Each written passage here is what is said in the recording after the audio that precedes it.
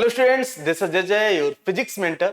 आज मैं प्रेजेंट हूं एक इंपॉर्टेंट सेशन को लेके और ये सेशन है एक बुक का रिव्यू। इस बुक का नाम तो बहुत अच्छे सुना होगा। अगर जो भी जेई एस्पायरेंट्स हैं, चाहे वो नीट एस्पायरेंट्स हैं, ये बुक का नाम तो 100% आपने सुना होगा। 11th एंड 12th में इस बुक का नाम बहुत सुनने को मिलता है, भाई एस सी वर्मा।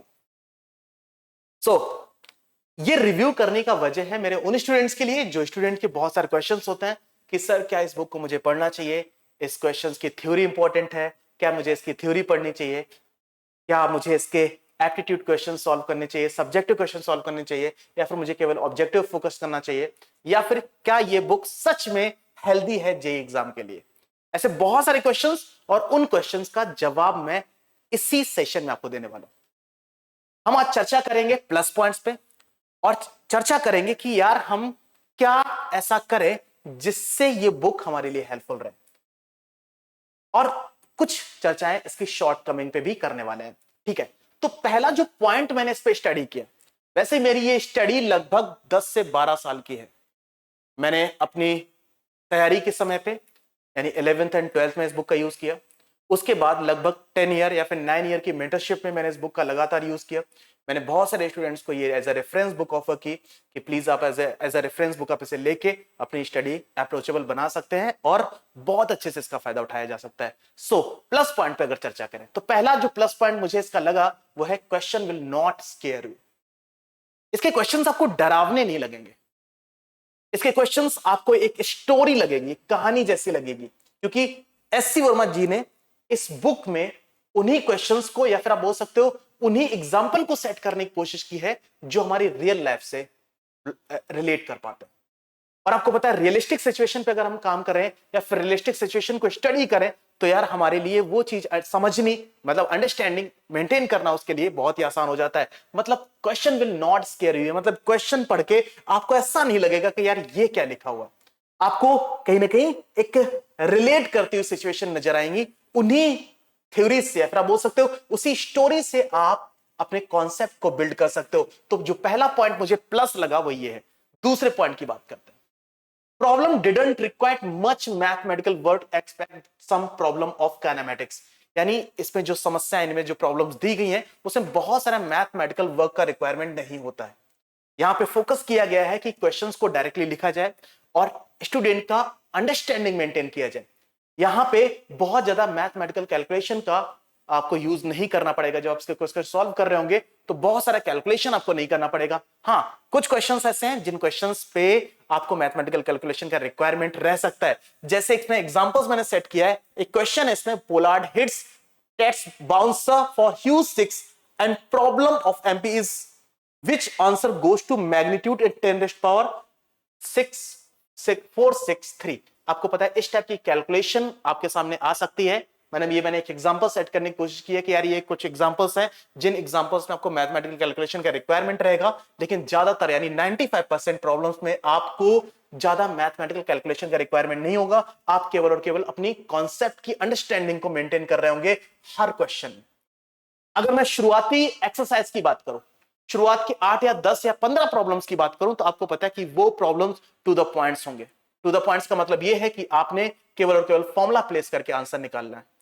वो हो सकता है कि वो क्वेश्चंस आपका समय भी खराब कर रहे होंगे, क्योंकि बहुत सारे ऐसे स्टूडेंट्स होते हैं जिनको ये लगता है कि सर ये बेसिक प्रॉब्लम्स तो मेरी अंडरस्टैंडिंग पहले से ही थी, मेरे सामने केवल और केवल कॉन्सेप्ट की बात की जानी चाहिए थी। तो आपको शुरुआत के जो क्वेश्चंस हैं, लाइक 15 क्वेश्चंस हैं या फिर 20 क्वेश्चंस हैं, इन क्वेश्चंस को आपने लीव करके आपने उसके बैक एंड एक्सरसाइज को कंप्लीट करने की कोशिश करनी है, जिससे आपके कॉन्सेप्ट ऑर्गेनाइज हो पाएंगे। Next, there is not cooked food, you have to cook it digest properly। ये एक कहावत बोल सकते हो कि जो उसकी थ्योरी है ना वो वेल कुक्ड नहीं है। ये वेल कुक्ड नहीं है, पकी हुई नहीं है यार, वो किसी भी बुक की नहीं होती। आप किसी भी बुक की अगर बात करें तो उसमें जो थ्योरी लिखी है वो कुक्ड नहीं है। जैसे पका हुआ भोजन होता है यार, हम लेते हैं, खा लेते हैं तुरंत और वो डाइजेस्ट कर जाता है। आपने क्या करना पड़ेगा, आपने इससे पहले कुक करना पड़ेगा। आपने एक एक लाइन को स्टडी करना पड़ेगा, एक एक लाइन को रीड करना पड़ेगा, यानी आपने कुकिंग करनी पड़ेगी, आपने थ्योरी को कुक करना पड़ेगा, तब आप इसे डाइजेस्ट कर सकते हो। नहीं तो स्टूडेंट को मैंने ये कहते सुना है कि सर इसकी थ्योरी तो ऊपर से जाती है, ऊपर से जाने का मतलब डाइजेस्ट नहीं होती है।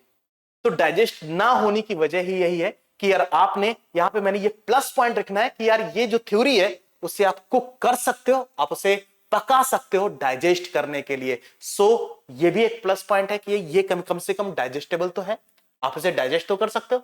और आपको पता है कि छोटे छोटे कॉन्सेप्ट्स, छोटे छोटे पैराग्राफ्स में बहुत सारे कॉन्सेप्ट्स आपके साथ एक साथ क्लियर हो रहे होंगे। नेक्स्ट है example are sufficient to make you familiar with concept but sure to understand them properly before moving ahead and solve example if you are doubting your knowledge।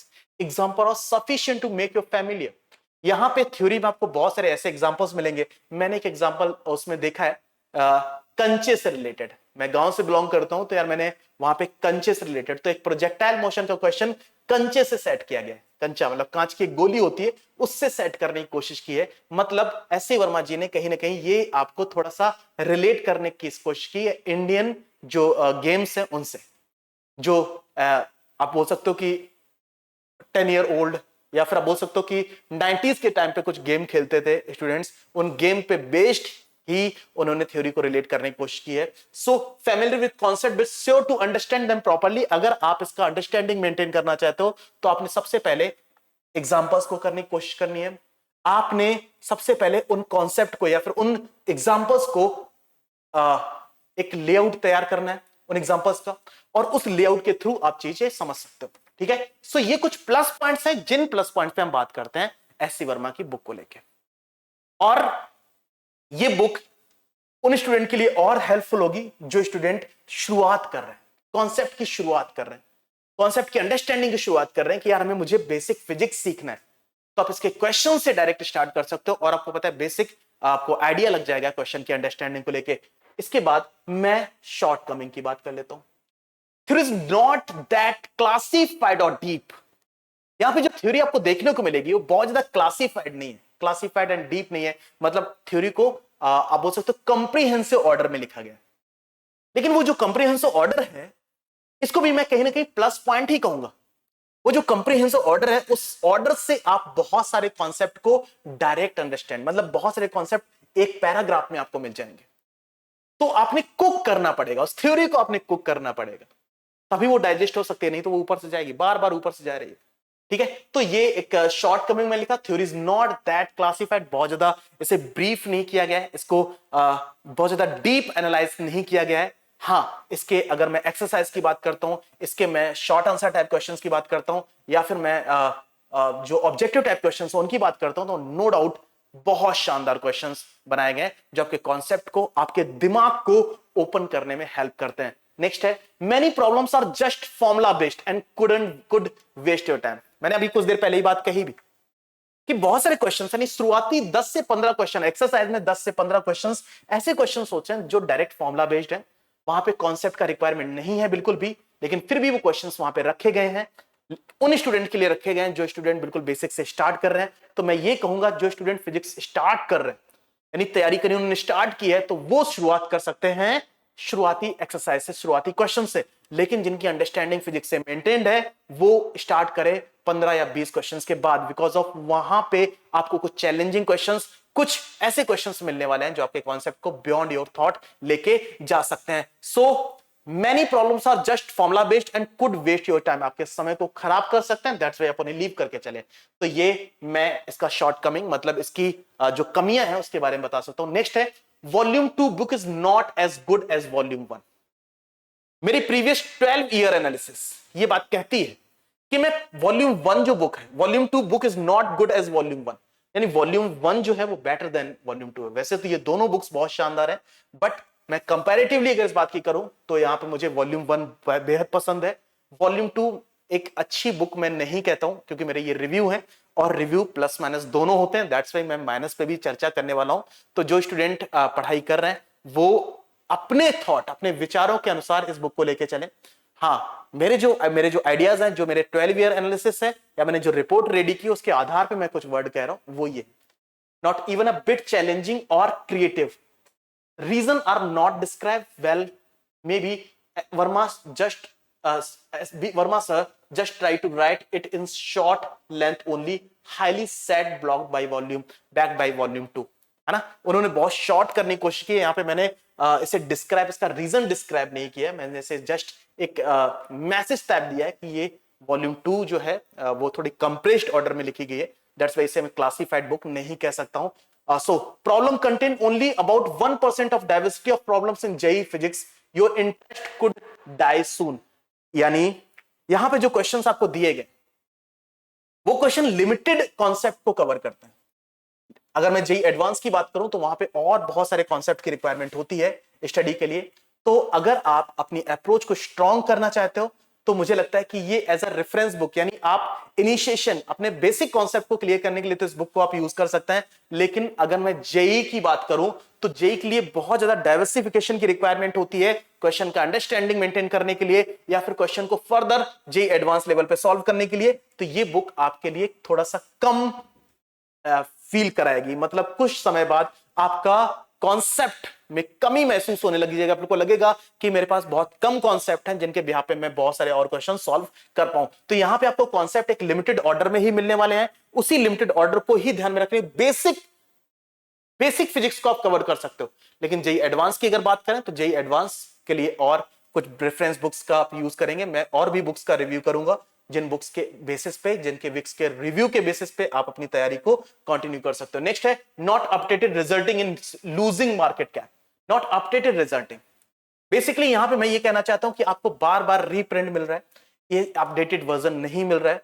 अगर मैं प्रीवियस 2 in 20 ईयर या फिर 15 to 20 year की बात करूं तो बार बार मैं reprint addition की तो बात कर पा रहा हूं, मतलब बार बार मुझे रीप्रिंट एडिशन तो मिल रहे हैं लेकिन उसमें कोई भी अपडेटेड कॉन्सेप्ट नहीं है।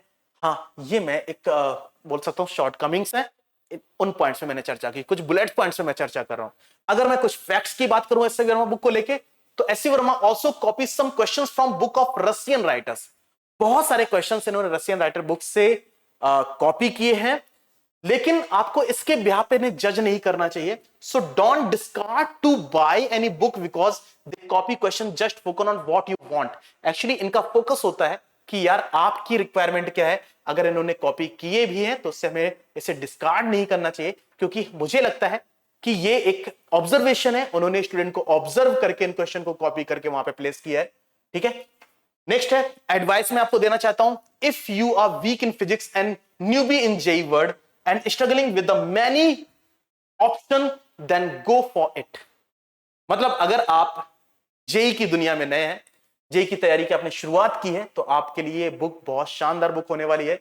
लेकिन अगर मैं फर्दर बात करूं, but if you can enjoy physics, didn't invest your time in this because many this still remaining in this year. मतलब कई बार क्या होगा कि अगर आप फिजिक्स को एंजॉय करना चाहते हैं, अगर बेसिक कॉन्सेप्ट की बात करूं तो ये बुक 100% आपके लिए सफिशिएंट है। लेकिन अगर आप फिजिक्स को एग्जैक्टली एंजॉय करना चाहते हो तो कहीं ना कहीं मैं से थोड़ा सा लैक करते हुए इस बुक को देखता हूं।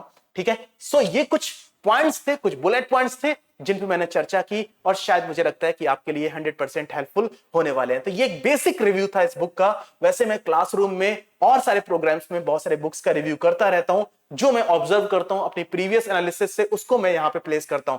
आज के सेशन में मैं जो चर्चा करने वाला था मैंने वो की है। सो आज के सेशन में इतना, मिलते हैं नेक्स्ट, तब तक के लिए आप सभी को बहुत बहुत धन्यवाद। Thank you so much.